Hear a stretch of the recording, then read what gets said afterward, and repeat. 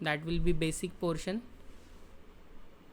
trend lines, trend channels.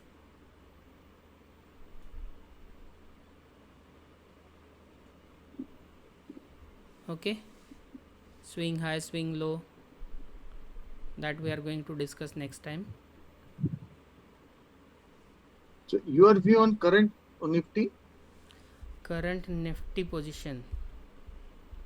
So usually what I do is I check SGX chart and weekly view. If we see weekly chart, then it is making new low, likely to go below 15,680. It is likely to test this level 15,600 again as per weekly chart. Daily chart, it is showing selling climax AR secondary test. It may come to this level again, 15,900, 15,600, 15,700 level. So here, once there is big down move, then there is likelihood that it will remain sideways for some period of time.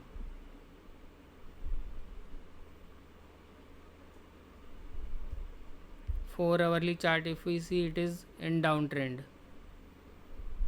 4-hourly trend is down. It may retrace for some points, then again down.